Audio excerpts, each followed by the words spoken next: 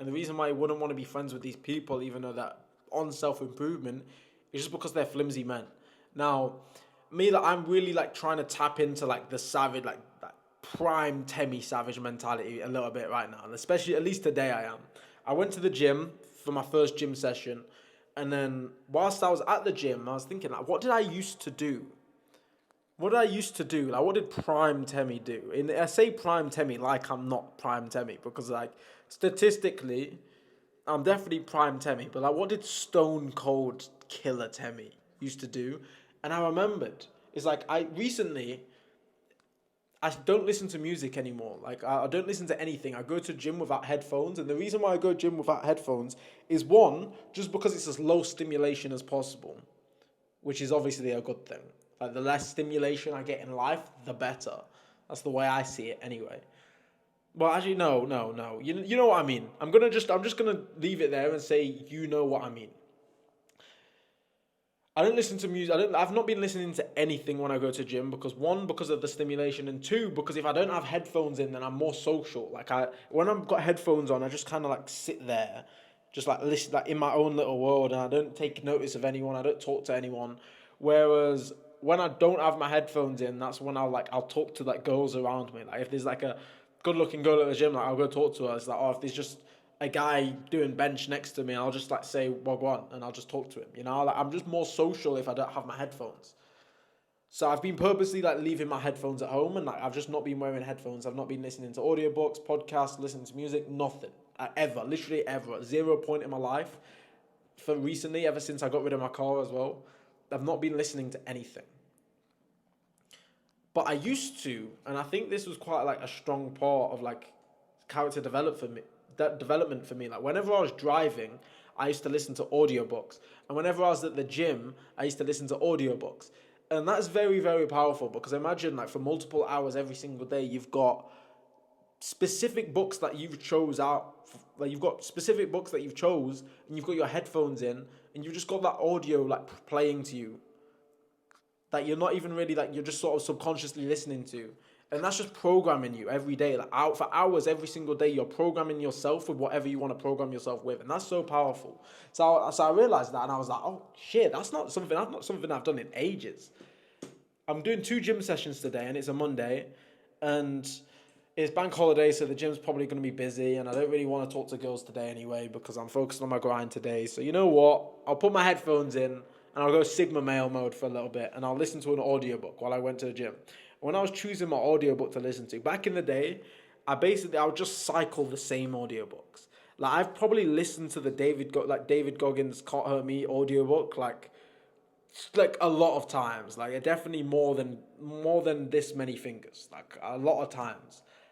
I'll just listen to it on repeat. And there's another book that I used to listen to all the time called Hard Times Create Strong Men. I've not listened to that book in years, like literally like 2 years probably. And I was like, oh shit, that was a banger. That did so much for me. So I was like, let me listen to this book again. Because that's a banger. So I've been listening to this book all morning. I walked to the gym, did my workout, walked back. And then even while I was cooking my food, I was still just playing this audiobook. Just on the speaker on my phone. And it's like, a lot of men today, even though they're on self-improvement, they're still just soft. They're still soft and flimsy.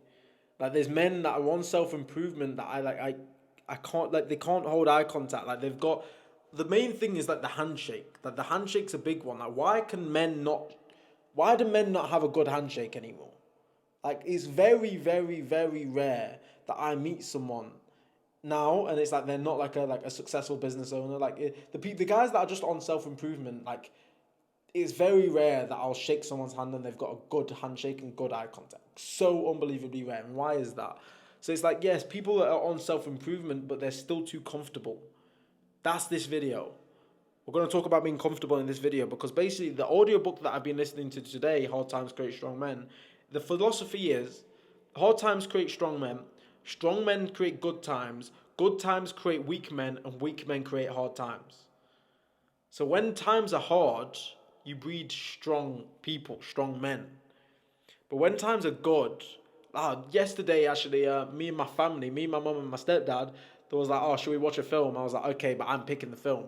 because I'm sick of watching some like just silly Disney Satanist LGBTQ film. I'm not doing that no more. I was like, okay, yeah, but I'm choosing the film.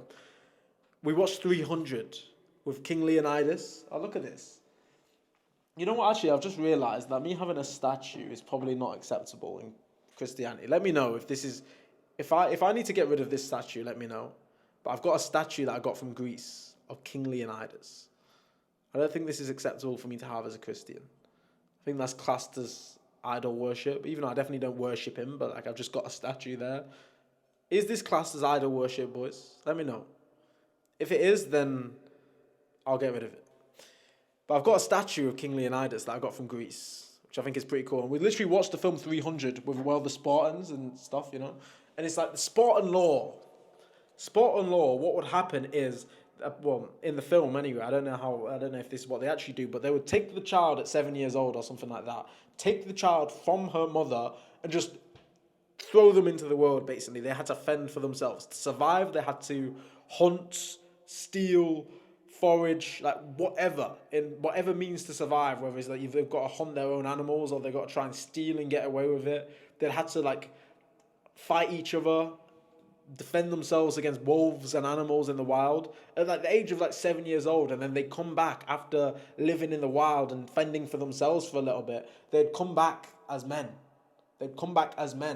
And it's like the hard times created strong men. If they die, they die. And a lot of people would die. And those people were not fit to be Spartans. The hard times created strong men. And that was the Spartan warriors.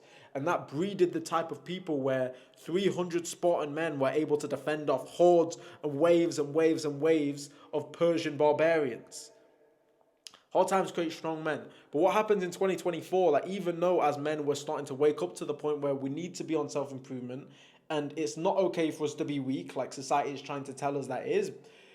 Even though we can recognize that and we're now focused on being strong again and we're trying to better ourselves and we're focused on self-improvement, it doesn't take away from the fact that times are still good and you're still too comfortable. And because you're comfortable, you might be making progress on your meditation and your reading and all of these like things, but you're still a weak man. You're still like in the core, like the masculinity is still weak because you need more danger in your life. It's a hard one to tackle because like, how do you solve this problem? Like, do you decide to just say, oh, you know what? No, I'm not going to live in a nice house and I'm just going to throw myself into the wilderness like some Spartan. Realistically, if you did that, I would honestly be so impressed. If you did that, I'd be so impressed. But realistically, like, are we going to do that? Probably not. I'm not going to do that. It might be like one of those intrusive thoughts that comes in every now and again, like, should I just go move to like the rainforest somewhere? But realistically, am I going to do it? Probably not. Are you going to do it? Probably not. So how do you make your life, how do you level up without going to the extreme levels like that? And that's why I think fighting is so important. Like for me, I've lived a comfortable life. Even though when I was young, we was very poor, like very poor. It was me, my mum, my brother, single parent household. My mum was on benefits.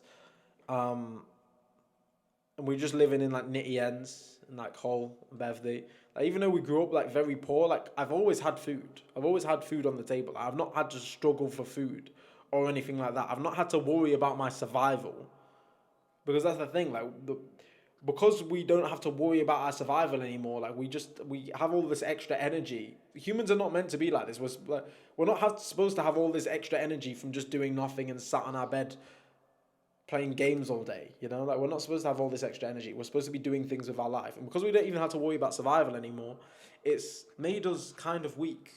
And that's why I think it's so important in martial arts. I think that's how we solve the problem, is you've got to start combat sports, and not only are you training combat sports because this is still comfortable, we're still in comfort land because there's no danger there. There has to be danger. You have to have danger involved, and that's going to be your character development as a man. You need to have the danger. So what I would say is, every guy, if you're taking your self-improvement seriously, especially my Christian brothers as well, and especially my Christian brothers, you need to do martial arts and you need to compete in said martial arts. Don't just do the martial arts, like actually have fights. Because now you've got that element of danger, like you've got to level up. You've actually got to keep becoming a better man, and like you've got to strengthen the things, not just like your meditation and your attention span. You've got to actually got to do that inner work, like actually working on your inner mental strength as a man, which is the important that thing that people are missing. You've got to learn to get angry. You've got to learn to tap into that dark side, that aggressive side of yourself, which I think is important for men because that's what makes men men. That's what we need. Like, I don't understand how you can be like some man. It's like, okay, cool, you're on self improvement. You can run a 5K in a really good time, and you can meditate for 15 minutes. But how are you gonna defend your wife if some guy walking down the street, she slaps your girl on the ass, he slaps your girl on the ass? Like, what are you gonna do, bro? What are you gonna do? Like, you need to have this strength about you, this inner strength. You need to be able to tap into that almost like primal masculine instincts. You need that to be able to kick in, and if you don't have that, then I wouldn't. You're not yet advanced enough in your self improvement. This is a part that people put aside, and you need to have that, and then that's gonna night and day. That's gonna translate into your social life as well. Like night and day. If you're the type of man where you can get in a boxing ring and you can have a fight in front of bare man, you can have a fight potentially to the death in front of crowds of people and be victorious. If you can challenge yourself on that level and you can go through that, then of course now you're going to be the type of man where you can hold eye contact and you can give someone a firm handshake. Of course, like guys being scared to talk to girls in the gym is it's crazy. Self improvement guys, after you've been in the boxing ring and you've had to do stuff like this, like you're not going to be scared to do stuff like this anymore. Like I don't know. I think this is what the guys in self improvement need. If you've not had a fight, then I'm talking to you. If you've never had a fight or competed in any sort of combat sports, I'm talking to you right now, and you need to do that. I don't care how advanced you think you are at self improvement. You need to do that. Trust me, you need to do that because the character development that you get from doing that is unlike anything else. Honestly, whatever it is, whatever combat sports is like closest to you, or whatever one catches your eye the most, whatever one's most interesting, or maybe even if like you do something like what's it called, UWCB, ultra white collar boxing. You sign up to one of these events, you train for like 8 weeks, and then at the end of it, they pay you up with someone that's the same experience level as you are, and you have a fight, and it's for charity. Do that. Like one of my appointment setting students, David, like I sent him the post to sign up for it, just because I seen the ad come up, and he signed up for it a couple of hours later, just like that. Bang. That's it. That's what we need to do, boys. I remember a funny story actually. So there was this one time where in door-to-door sales, when I first got into door-to-door sales, originally I was kind of like shy. I was kind of shy in door-to-door sales, but then door-to-door sales is what really helped me get out of my comfort zone. Like, they really helped me get out of my shell. I was in door-to-door sales. I was not a very social person. I was very like quiet, and I'd keep myself to myself. It's not that I didn't have the personality for it.